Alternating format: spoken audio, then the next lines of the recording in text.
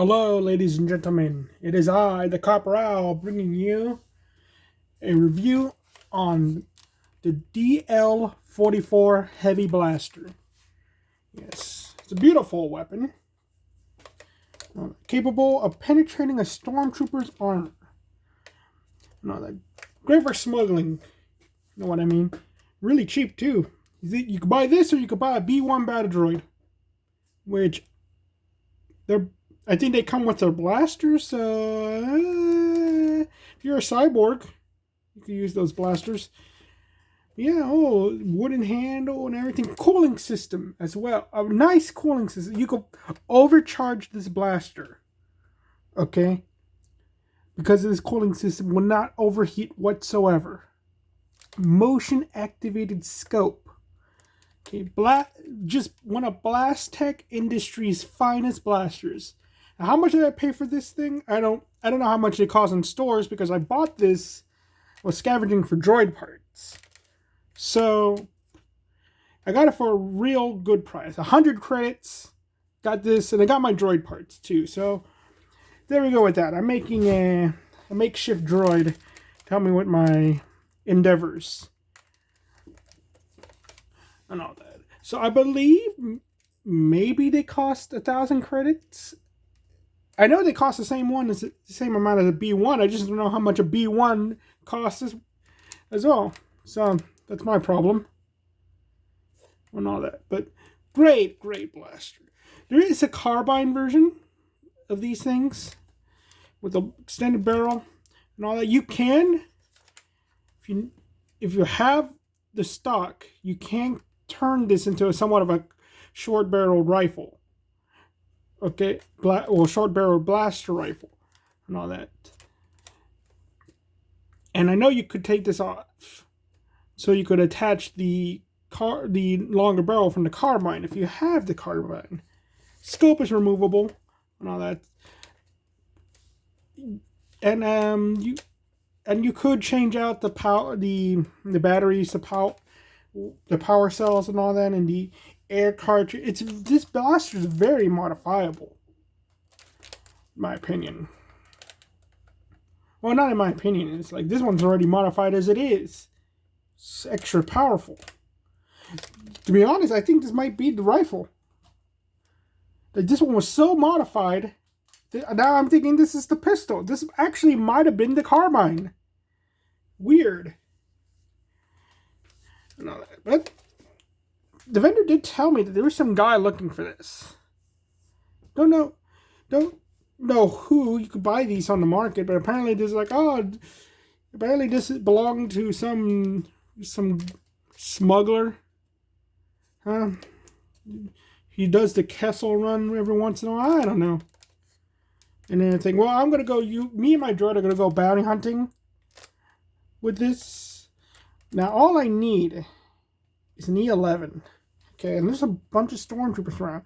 I'm thinking, if this blaster is marked by this other guy, maybe I could get myself some E11s and get myself some really good blasters.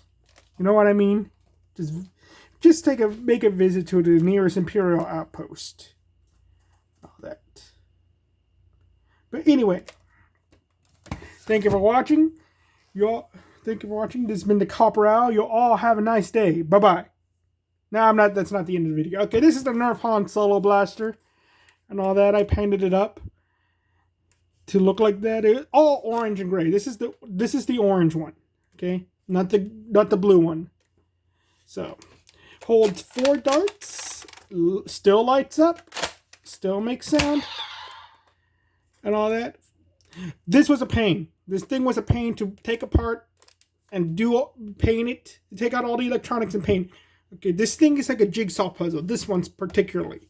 The blue one is easier because all of the internals are like in these little things, and there's not a darn thing in it. With the thing that holds the darts, it's a pain in the butt because it's kind of like all loose in both versions.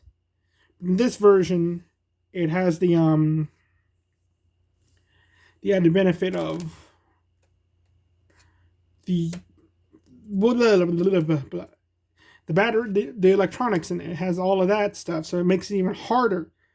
And I couldn't put it together. I couldn't even make it work. The trigger was jammed. I was like, what's wrong? And I figured out it was like a little lever inside of here. It has to be in a certain position and all that for everything to work.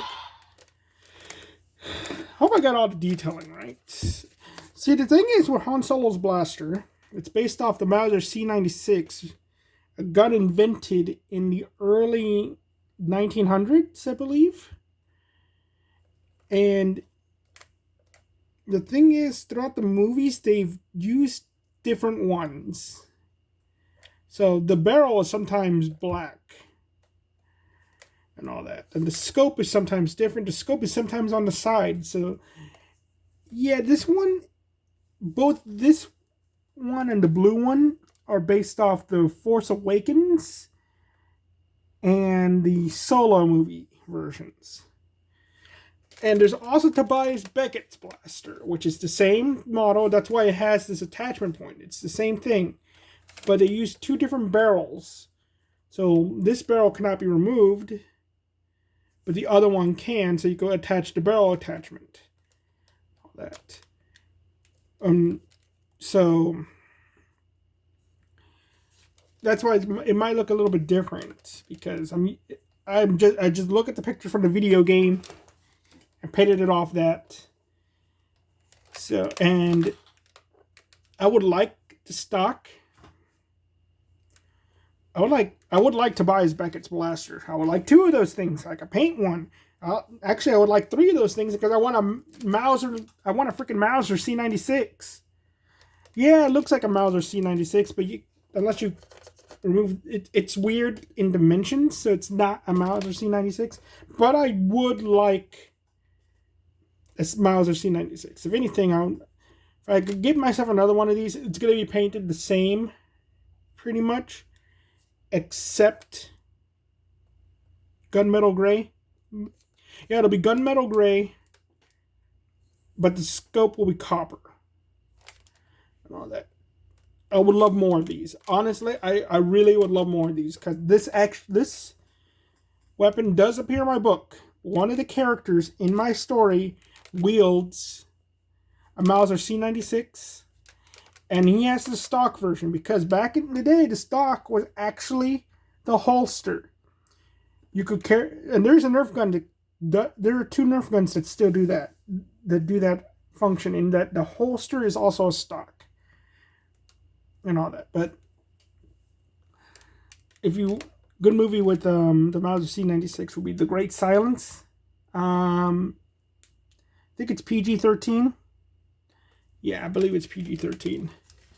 But yeah, you put it inside, you carry it around you can carry it around on your hip, because the Mauser C96 isn't that big. It's actually I think the cutoff point is right here. That's where the gun actually ends, and the barrel just ends right here and all that. So it's not as big of a deal. And then you just holster it. And if you want a carbine, you attach the holster, which has an attachment, and there you go, you get a carbine. It's pretty cool. It's a pretty cool gun, used in 2 world wars, both by the Germans, but also by several other soldiers too, and politicians. Winston Churchill loved the Mauser C96 so much that he carried one around. And it is a good reliable firearm for the time. It's a weird mechanism, because they were just figuring out the technology and everything, but it's when you look at the history of firearms, you'll be greatly surprised what they had around these time periods too. There was the Maxim machine gun, which is seen in Star Wars. I believe it's the big blaster that is carried by sand troopers. I believe that might be a portable Maxim, it has the cooling tube, the same kind of cooling tube, I believe. I'm probably wrong, but that firearm was invented shortly after the Civil War. It was I don't think it was built until around 1900 and all that. but its patent was right shortly after the Civil War. And that's a machine gun that is still used today. It's crazy. All that, but I wasn't ever really a fan of Han Solo's blaster as a kid. I liked the Stormtrooper blasters. Well, to be honest, I like lightsabers, but if I think back of like the blasters I really liked as a kid, it was the Stormtrooper blaster, the Rebel rifle, which I do have. I have Cassian Andor's blaster. I just don't. I haven't painted it because I only got one of them, and all that. And that thing was a rescue. That thing was greasy in battery acid, and I managed to rescue it. And it's still kind of jank. And what other blaster do it? What other blaster did I like as a kid? I didn't like Boba Fett's blaster. No, it's not my favorite blaster. I didn't like that one as a kid. But yeah, well, when prequels came out, I liked the Battle Droid blaster and all that, and Jango Fett's. But besides, my original trilogy was the Stormtrooper blaster, which I have painted, so that's gonna be in a later video and all that. But another problem I had with this painting this is that looking at the images, it's too clean. Not actually a lot of grime on Han's blaster.